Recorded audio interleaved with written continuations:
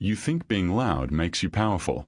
You think the man who speaks the most controls the room. You think presence is built from words, from performance, from proving yourself to people who haven't earned the right to understand you.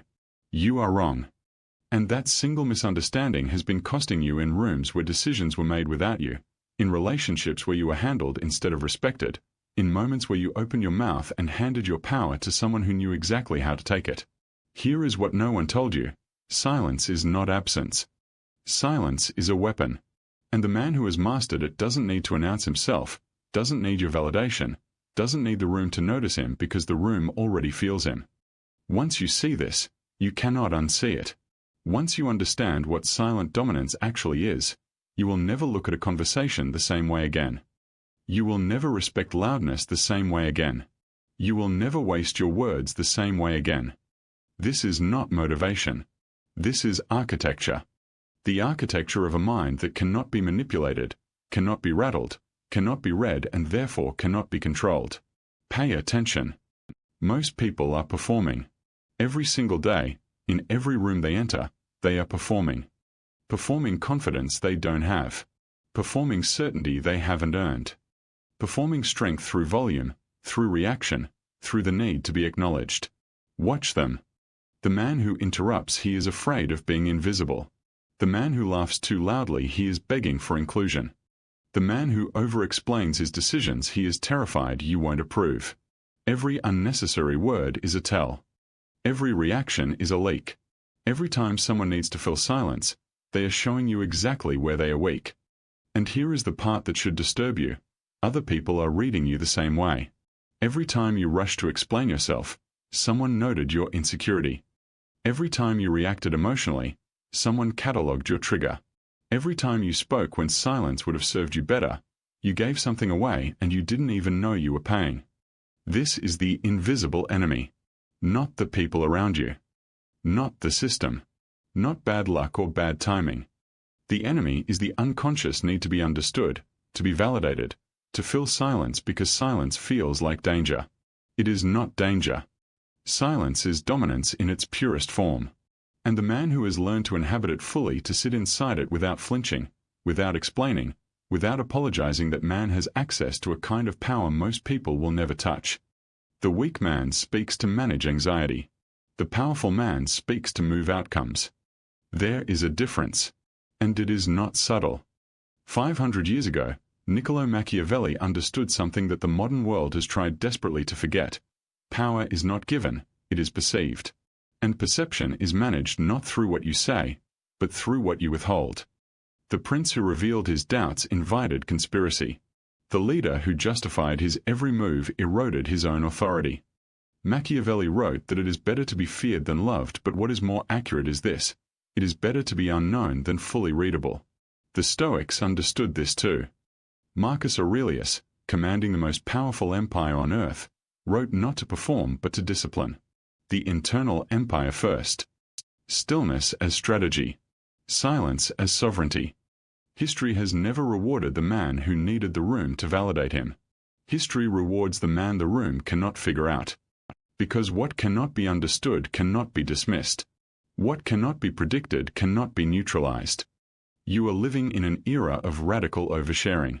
Social media has trained people to narrate themselves constantly, to perform their thoughts, their wins, their pain, their philosophy, all for the reaction, all for the dopamine of acknowledgement.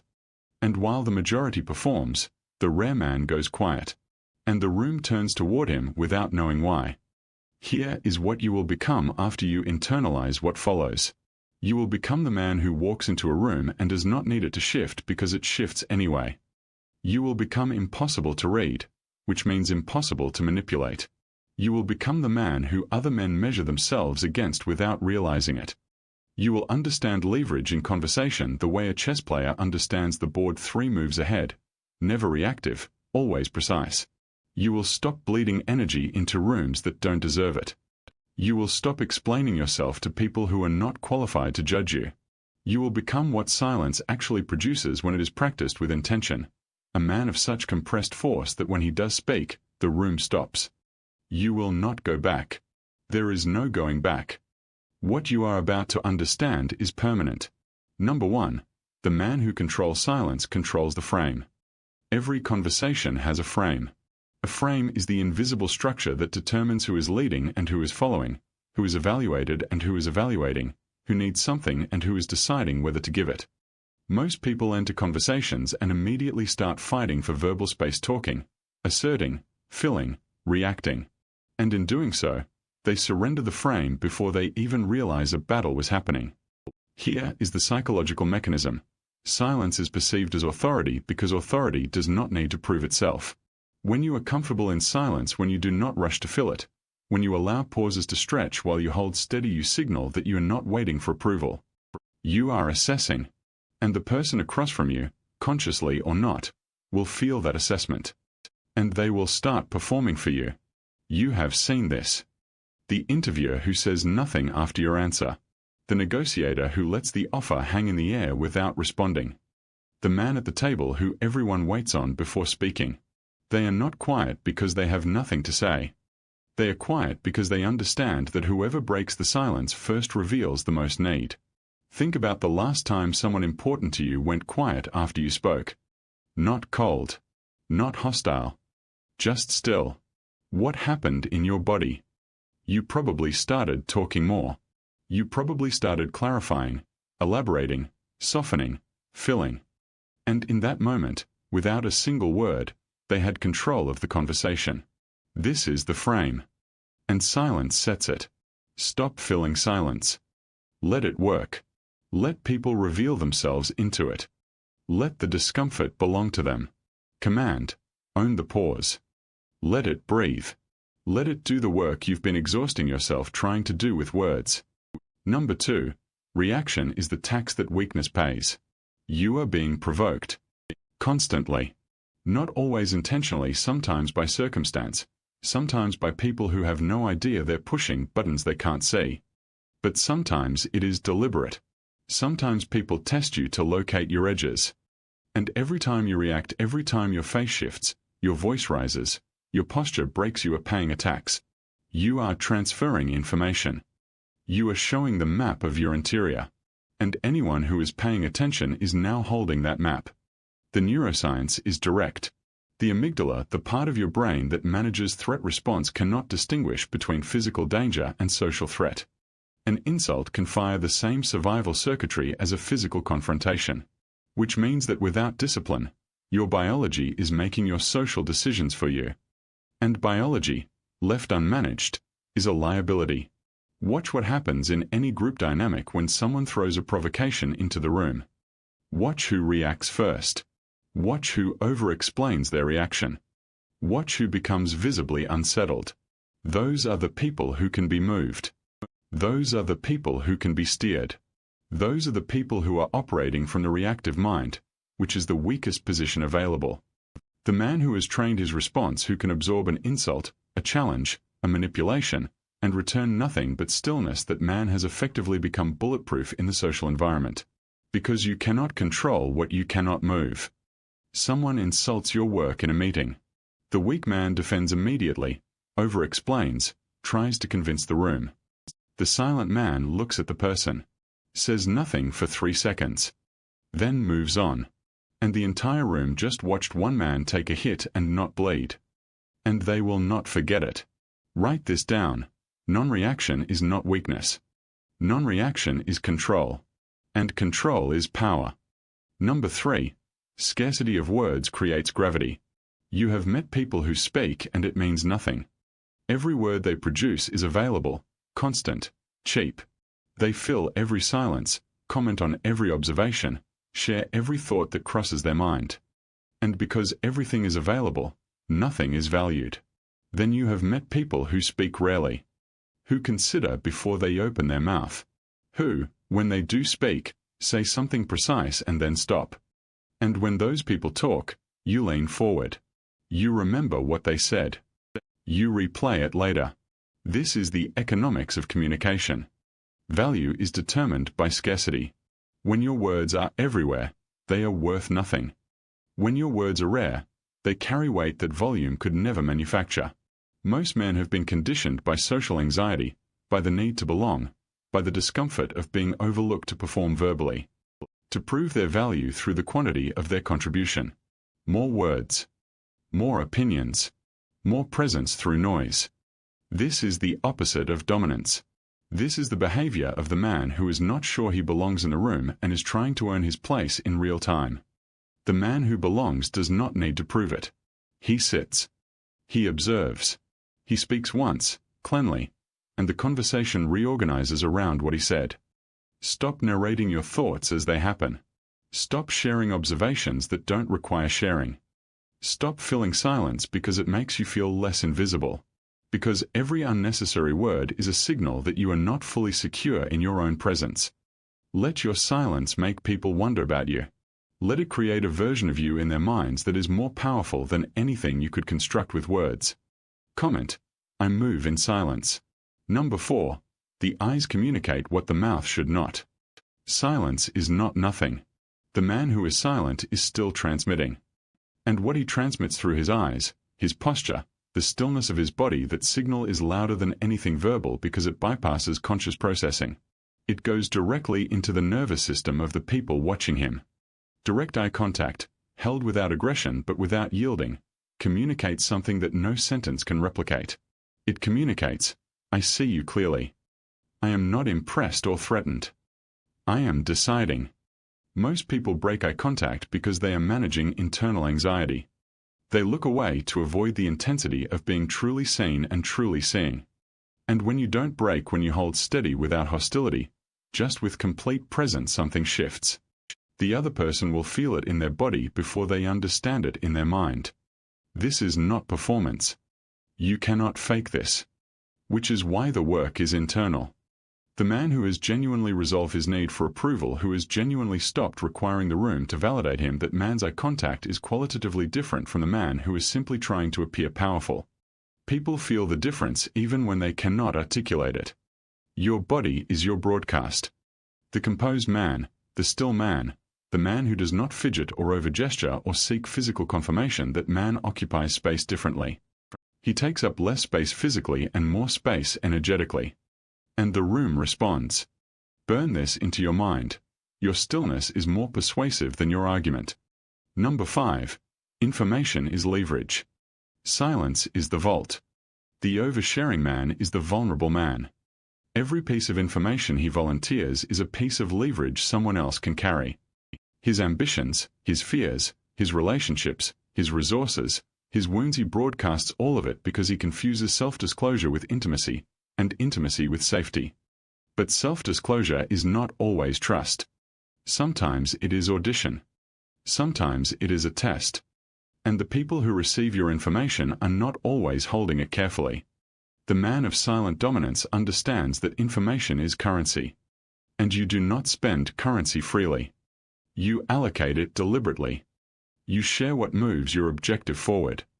You withhold what would make you predictable, manageable, or vulnerable to strategy. This is not paranoia. This is precision. In every environment, corporate, social, intimate, there are people who collect information and use it. Not always maliciously. Sometimes simply because that is how power operates. The man who talks freely is the man who keeps funding his own opposition. Say less than necessary. Not because you are hiding, but because the man who reveals himself slowly is the man who stays interesting, stays relevant, stays powerful in the minds of others. You cannot be managed if you cannot be fully understood. And you cannot be fully understood if you curate your disclosure with discipline. The vault is not closed out of fear. It is closed because what is inside is valuable. Say it with me. I decide what I reveal and when. Number 6. Silence in conflict is the highest expression of control. When everything escalates, when the room heats up, when someone raises their voice, when the pressure comes down, the natural human response is to match the energy. Escalate back. Defend. Assert. Prove. This is the exact moment that separates the strategist from the reactive man. In conflict, every person operating from emotion is broadcasting their internal state in real time. Their words, their tone, their body language, it is all data streaming out, unfiltered. And the calm man across from them is receiving that data, processing it, and choosing his response. There is no level playing field in this scenario. One man is operating from survival instinct. The other is operating from choice. And the man operating from choice always has the advantage. When someone comes at you with aggression, verbal, social, professional, and you respond not with matching energy but with a slower pace, a quieter tone, a longer pause before you speak, you do not appear weak. You appear immovable. And immovable is terrifying to the man who is relying on your reaction to power his aggression. His anger needs a target that moves. Your stillness denies him the target. And an aggressor without a reactive target is an aggressor who is suddenly very aware of how much noise he is making alone. You have watched this dynamic. The person who yells and the person who goes quiet. Whose position do you respect? Whose power do you feel? Silence in conflict is not surrender. Silence in conflict is the finishing move. Part 7. They fear what they cannot read. Here is the final mechanism. Here is why the silent man is not simply respected, he is feared, in the productive sense of the word.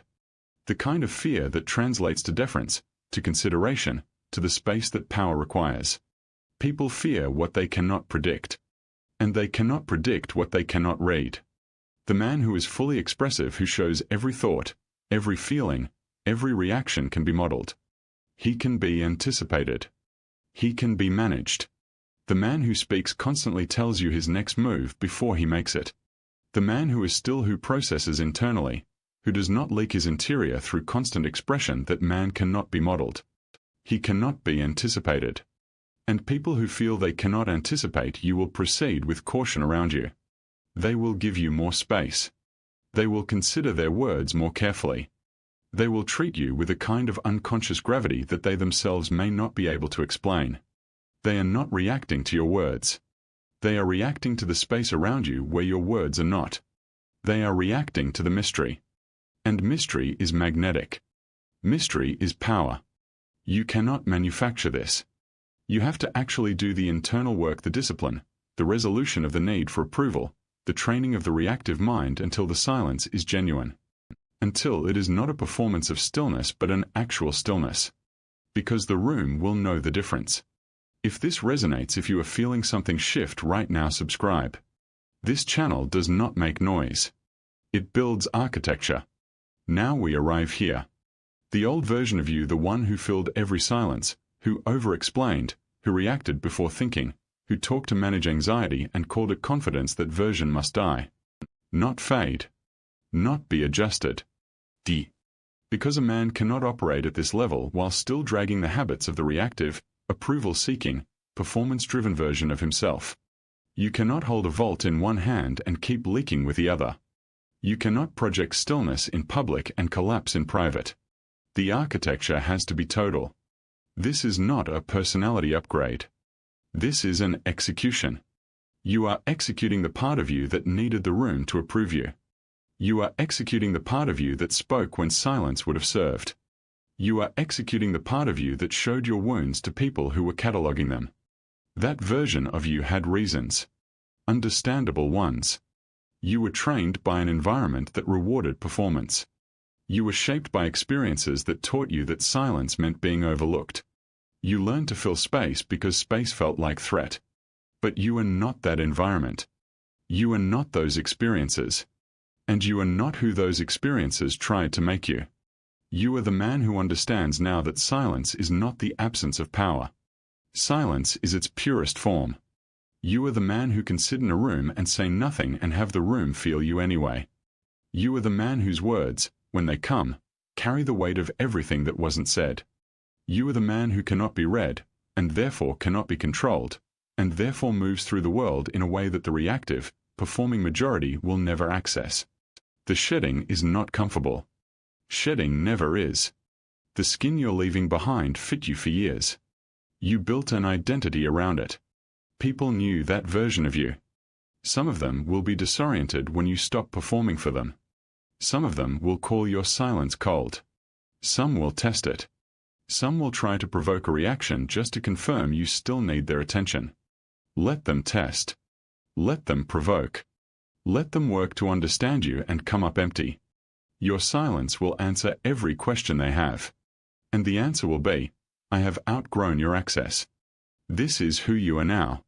You are the man who moves without announcing himself. You are the man the room adjusts to rather than the man who adjusts to the room. You are the man who has executed weakness not because weakness was unforgivable, but because it was no longer useful. You speak to move outcomes. You are silent to accumulate power. You react to nothing that hasn't earned your reaction. You reveal only what advances your position. You are not cold. Cold is a performance in the opposite direction. You are simply complete. Self-contained. Operating from a place so internally resolved that external validation is not a resource you need. Other men will feel this around you without knowing why. They will give you more space. They will speak more carefully. They will look to you in the rooms where you have said the least. And in those moments in the quiet of that recognition, you will understand something fully. The most powerful presence in any room is the one that doesn't need to be there. Comment. Silent. Dominant. Decided.